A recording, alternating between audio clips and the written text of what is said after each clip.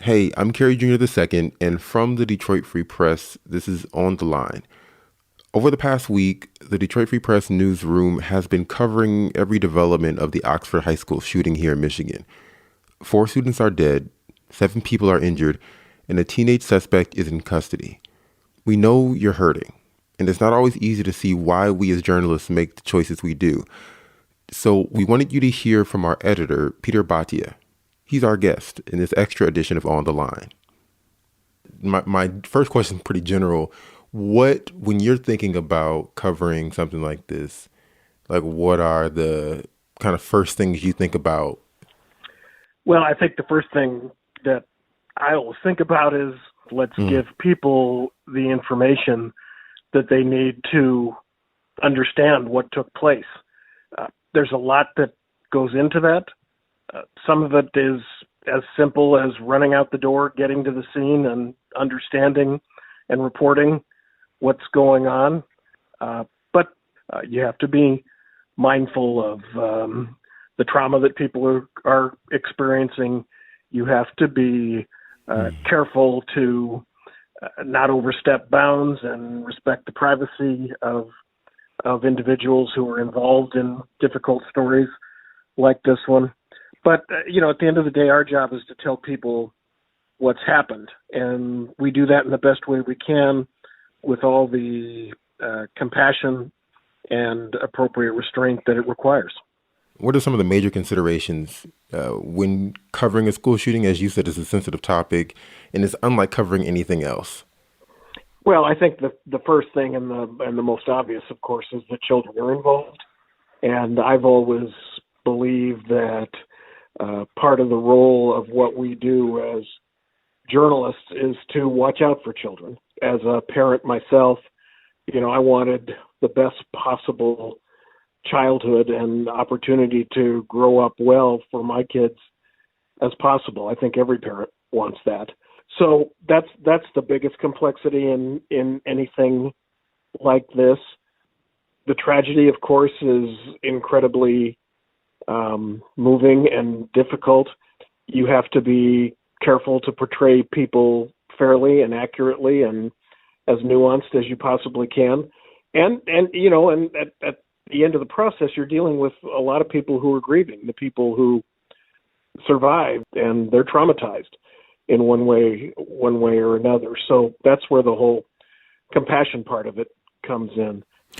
And can you go into that a little bit more? Because as you said, you're a parent, and we as journalists are people, so we're experiencing the fact that this is, a tragic incident just like everyone else is, but we also have the duty to make sure that we're communicating the accurate information. Yeah, that's right. And, I think that we go into situations trying to find out what happened, trying to tell the full nuance of the situation, trying to capture the emotion of it, of course, to capture the facts around what happened. But as human beings, we may come roaring into a situation, but reporters are, for lack of a better term, reporters are people too. And they can gauge a situation and they can see that, oh, this is too raw, or this is going to be too painful, or this is too intrusive. And it's very important, too, that we don't write more than we know. There's so much disinformation out there on social media all the time. And, we have to be very discerning about that. We can't publish what we can't confirm. And even though somebody might have the name of a victim or the name of the shooter in the case of a school shooting like this before we do, we're not going to publish it until we can absolutely confirm it. I'm much more devoted to getting it right. How do we decide on what we're going to report and when we're going to report it? Because as you said, there's information that we'll know, but we want to make sure we have it completely accurate before. But how do you know what that time is sometimes, and how much verification is enough, especially for something like this where people really want answers really fast? Really, it's about making sure that before we go to the website, because that'll typically be where we publish first, before we do that, we have to have it verified. And it depends what the information is, or it depends on the specific situation. We had lots of names of people, including the shooter, well before the shooter was charged, but we weren't going to publish them until we had real confirmation of it. That can come from, officialdom, law enforcement. People are in places of responsibility and know who give us that information. We didn't publish his name until he was formally charged. And I think that's the right thing to do.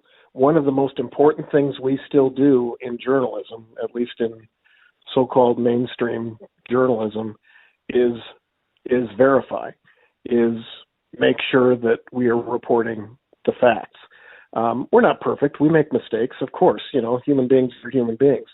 But people reading work in the free press can know that it's been verified, that it's been tracked down, that we have done everything in our power to get to the truth, whatever the truth might be. If we don't know what's true, we're not going to print it. And that is our guiding mantra. People can misconstrue why journalists cover these stories or what the motivation is behind telling them. Can you just kind of share what the Free Press's take on what the motivations are for sharing these stories and the way that we share these stories?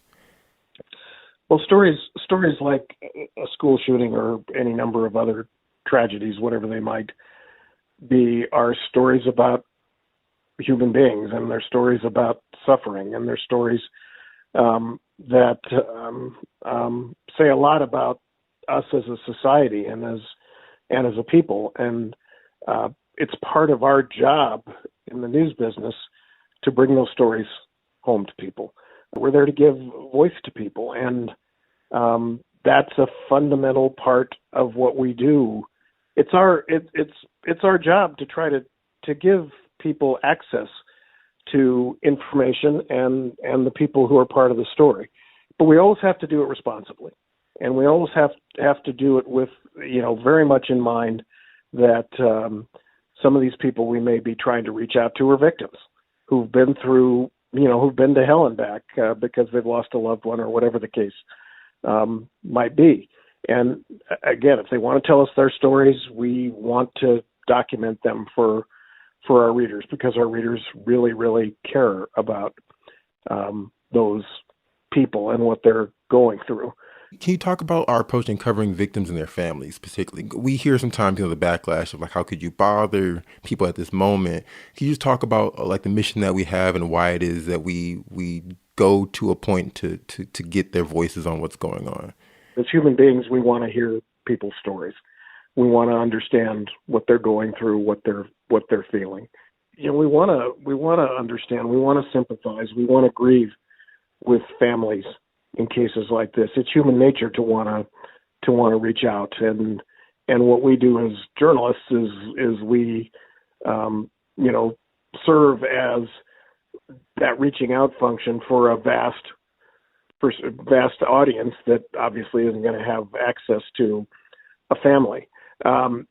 It can get really, really over the top, and I think that in our case, we make a good faith effort to talk to people.